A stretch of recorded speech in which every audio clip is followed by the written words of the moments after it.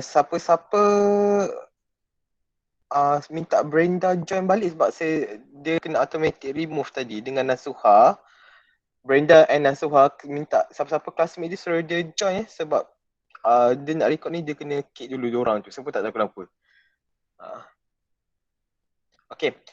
So kita start sekarang. So, Assalamualaikum and very good morning everyone. Okay, sorry again for disturbing your holiday. Sebab saya tak ada masa, saya tak dapat cari masa. Okay. So for today's lecture, it's very simple, it's very short, okay, and straightforward. So we're going to learn about the deviation from the ideal guess. Okay, so we're going to learn about deviation from ideal guess. So by the end of this lesson, you should be able to explain the ideal and also the non-ideal behavior of gases in terms of the intermolecular forces and also molecular volume. And you need to be able to explain condition at which the real gas will approach the ideal behavior. Okay, so remember that previously before kita cuti, kita belajar tentang ideal gas equation, which is kalau kita tengok, ideal gas equation is given by P is equal to nRT over V. So remember that in before we derive this kind of question, we make 5 basic assumption. Okay, so tapi awak kena ingat, assumption itu tak semestinya assumption yang betul.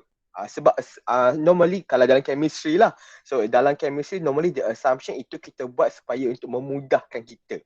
Okay, tapi dalam chemistry ni dia banyak exception to the rule. Contoh macam hari tu waktu chapter chemical bonding kita belajar pasal octet rule kan. Kita tahu octet rule dia mesti ada 8 elektron surrounding the center atom. Tapi kita ada juga belajar pasal dia punya exception sebab for a certain molecule dia takkan obey rules yang kita ada.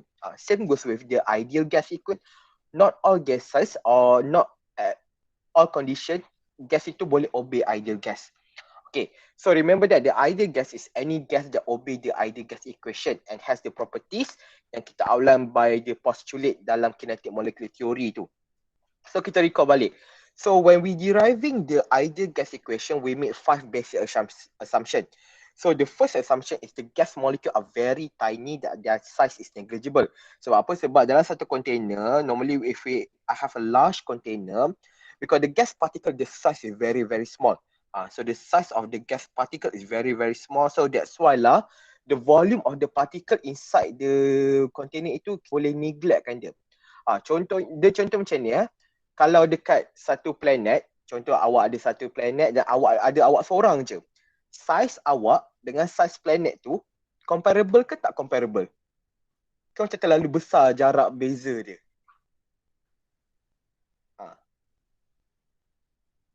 Kalau ada awak dan awak duduk seorang dalam satu planet tu. Jarak beza. Beza dia besar kan? Dan maknanya awak punya existence tu is almost non-important. Awak punya existence tu almost non-important. Same goes with gas particle. So when we deriving the ideal gas equation, we assume that the volume of the gas particle itu is very, very small at dia sampai kita assume dia sebagai macam pointless lah. Dia takkan effect pun the overall volume of the container. Sebab the volume of container tu is very, very large and the volume of the gas particle is very small. So dia negligible lah. Okay, and then this is the gas molecule ni move in a straight line on the circle line and the molecule collision are elastic. Ni kita dah belajar lah. Okay, dalam 5 basic assumption ni ada 2 assumption yang paling penting. Pertama yang gas particle is negligible, the volume. The second one, the attractive and repulsive forces between gas particle are negligible. Maknanya when we derive the ideal gas equation, we assume that the intermolecular forces atau doesn't matter lah whether attractive or also repulsive forces is non-existent. Maknanya tak ada pun attractive forces tu. Tapi sebenarnya dalam real world, dalam real life, kita kena consider kedua-dua benda tu. Sebab awak kena ingat, tak semua benda, tak semua perkara yang ada dekat dunia ni adalah yang ideal. So awak, macam hidup awak lah, tak semestinya apa yang kita plan tu akan jadi. Same goes with the gas. Tak semestinya semua gas akan follow ideal gas equation. Even at a standard temperature and pressure, so kita recall balik. Standard temperature and pressure, the pressure is all equals to 1 atm. The temperature is equal to 0 degree Celsius. Awak ingat 0 degree Celsius tu adalah the particle tu macam tak boleh bergerak semualah. Tapi tak, sebenarnya even at 0 degree Celsius, certain gas started to deviate from the ideal gas equation. Kenapa bolehnya wujudnya ideal gas and real gas ni? So contohnya kalau awak ada gas, kalau awak ada gas, so awak isi an amount of gas yang ada fixed volume dalam satu balloon. Contohnya saya isi nitrogen dalam balloon tu. Kalau saya nak kira pressure dalam balloon tu, kalau saya gunakan ideal gas equation, contohnya lah kalau lah saya dapat pressure bersama dengan 100 kilopascal. Ini kalau saya kira menggunakan ideal gas equation. Tapi kalau saya buat eksperimen, saya measure the exact pressure of the gas dalam balloon tu, saya dapat pressure dia kurang. Ini bukan exact value tau. Ini hanya hypothetical lah maknanya. Sebab apa adanya perbezaan pengiraan yang awak dapat daripada ideal gas equation dan juga daripada eksperimen, sebab gas ni, remember that even at a 0 degree Celsius, they started to deviate from the ideal. Maknanya dia dah tak behave macam ideal gas equation. Maknanya, even at 0 degree Celsius, the gas molecule ini, dia punya volume dia kita consider, dan attractive and repulsive force pun kita consider juga. Any question so far? Ada soalan? Rasanya tak ada, sir. Tak ada So real gas, so any gases that deviate from the ideal gas itu kita panggil dia sebagai the real gas. So the real gas is any gases that does not obey the ideal gas property. The real gas does not behave ideally because the gas molecule do have its volume. Maknanya volume of the gas particle itu is quite significant. So maknanya waktu awak nak buat penyiraan tu, awak kena consider volume of the gas tu. Dan juga between the gas molecule itu akan ada intermolecular forces. Doesn't matter whether it attractive ataupun repulsive. Sebab setakat ini kesemua gas yang ada akan follow real gas. Sebab nak make sure gas tu betul-betul follow ideal gas, kita kena betul-betul set up kita punya eksperimen tu, baru dia behave sebagai ideal gas. So kita kena tahu dekat condition mana je gas itu akan behave secara ideally, and at what condition the gas will behave as a real gas. So the real gas will behave almost ideally at the low pressure and high temperature. Keyword dia almost almost ideally. Maknanya dia tak betul-betul perfect macam ideal gas. Dia almost. So awak kena ingat, kalau awak nak buat pengiraan dan awak nak make sure gas awak itu follow ideal gas equation, awak kena buat eksperimen tu dekat a very low pressure and at a very high temperature. So normally low pressure itu anything yang below 10 atm, kita consider dia sebagai low pressure. Anything that below 10 atm. High temperature ni anything higher than 0 degree Celsius, itu kita panggil sebagai high temperature. So kalau awak nak make sure gas awak tu behave secara ideally, awak kena buat eksperimen tu at a very low pressure and a very high temperature. So kenapa at low pressure and high temperature the gas will behave ideally? Because remember that at a low pressure, kita recall balik law. So the volume is inversely proportional to the pressure. So at the low pressure, what happened to the volume? Volume is very large or very small? Boys.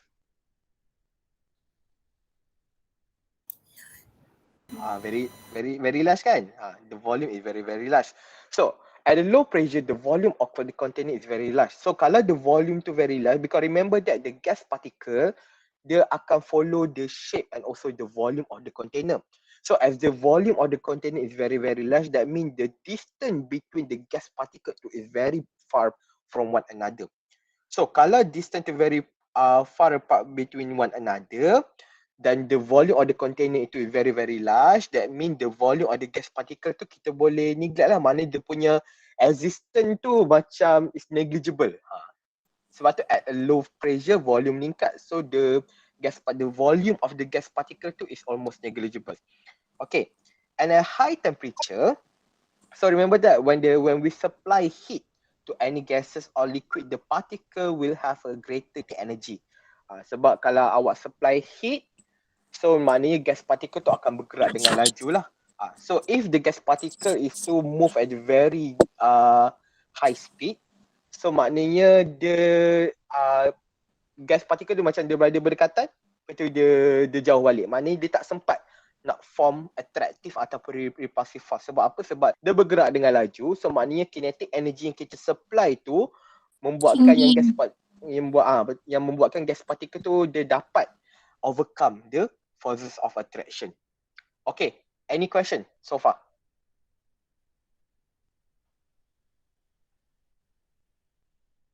Okay, tak ada So, Okay, kalau macam yes saya. kalau macam tu real gas ni kita boleh guna juga ke follow formula ideal gas equation? Tak boleh. Real gas kita akan tengok dia punya formula yang baru dia.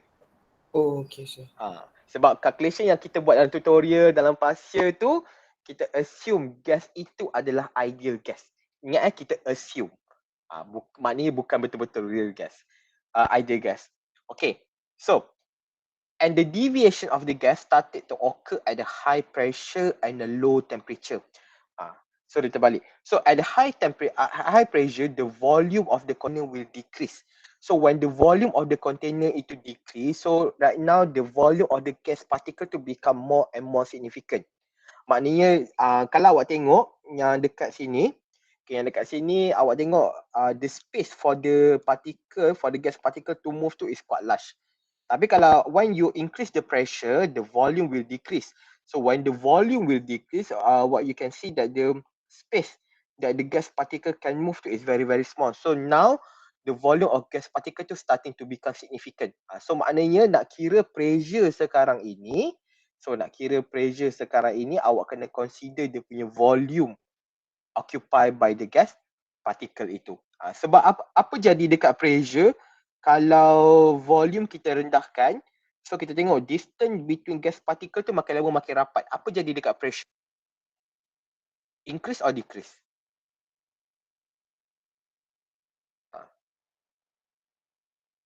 Increase. Pressure will increase lah. Because remember that the pressure itu depends on the collision between the gas particle and also the wall of the container. So kalau distance between particle tu is very very small, so the frequency of the collision between the particle and also the wall of container also increase. So the pressure will increase. Okay. So this is an example lah. Okay. Sebab kita tahu kalau kita tengok ideal gas equation, we know that PV is equal to NR and RT. Maknanya value of pressure darab dengan volume mesti sama dengan value of number of mole multiply by gas constant multiply by the temperature. Okay, so kalau the value dia sama, kedua-dua ni, kalau awak jadikan pecahan, dia equals to berapa? Contoh kalau sini 2, awak jadikan pecahan, dia jadi equals to what? 1. It must equals to 1. So, kalau gas itu adalah ideal gas, okay, kalau gas itu behave as a ideal gas, it doesn't matter berapa pun pressure yang awak apply, dia mesti awak akan dapat sama satu balik. Sebab kita kena ingat, the increase in pressure, so volume akan decrease supaya dia akan balancekan balik. Dan the amount of pressure increase is kita panggil dia directly proportion to the amount of volume decrease lah. So kalau pressure tu increase by twice, okay, if we double the pressure, so maknanya the volume pun akan decrease sebanyak 2 kali ganda juga. Okay, so maknanya any ideal gas, maknanya kalau awak ambil PV is over and dia mesti equals to 1. So yang line biru ni adalah line ideal gas. So kalau awak tengok CH4, H2 and NH3 ni adalah, kalau awak tengok dia sama tak sama dengan 1? Ke dia tak sama? Dia sama dengan 1 tak? Tak. Dia tak sama dengan 1 kan? Maknanya CH4, H2 and NH3 ini kita panggil sebagai real gas. Tapi kalau awak tengok, as the pressure increase, awak tengok graf tu makin lama makin dekat dengan line biru tu. Makin lama makin dekat dengan line biru tu. Maknanya disebabkan increase in pressure, the gas started to behave almost ideally lah. Okay, kenapa? Sebab apa ada lengkung-lengkung ni? Sebab tak salah saya sebab dia ada kita factor itu, kita panggil dia sebagai compressibility factor lah, yang itu awak tak perlu tahu. Yang awak kena tahu, as the pressure increase, the gas will started to behave almost ideally. Dan awak boleh tengok, kita tengok dia makin lama makin dekat. Dan akan ada few exception lah, Okay. At the very low temperature, the kinetic energy decrease. So when the kinetic energy decrease, maknanya gas tu started to move very slowly. So kalau gas tu started to move very slowly, maknanya dia akan ada masa yang banyak untuk berada berdekatan antara satu sama lain. So akan ada attractive forces between the molecule. That's why lah at the low temperature, waktu kita nak calculate dia punya pressure, kita kena consider dia punya attraction. Kalau dekat high pressure, kita kena consider dia punya volume occupied by the gas particle. Okay, any question so far? Tak ada, sir. So I still don't understand the graph. The graph. This one. Yeah. Okay, for this graph, you only need to know that as the pressure increase, okay, for most gases, as the pressure increase, awak akan tengok the graph is starting to move towards the ideal gas graph, which is the n equals to 1. Tapi kita tahu, the CH4, H2 and H3 ni, even at a standard temperature and pressure, the gas will not behave ideally, tapi almost ideally lah. Itu saja. Dan dia punya curve itu depend on the type of gases. Dia depend on the type of gases, dia depends on the force of attraction, dia depends on the size of the molecule, dia depends on the molecular weight of the molecule. So what dia nak plot graph ni, dia consider banyak factor. So that's why the graph is like this. You don't need to know how to interpret the graph. The reason why I show you this graph, just to show you that most of the gases ataupun all of the gases yang exist, dia takkan behave ideal gas. Because if the gas behave as ideal gas, it doesn't matter whether the value or the pressure, it always equals to 1. The PV over RT must always equals to 1. Oh, because I thought when the pressure decrease, then only they go closer to the ideal gas. Yes, should be. But not all gases will behave as that. Because you remember that you also need to consider the force of attraction, not only the pressure. Okay. Thank you, sir. Okay, welcome. Okay, so yang low temperature ni okay tak? Low temperature ni. Any question? Okay, sir.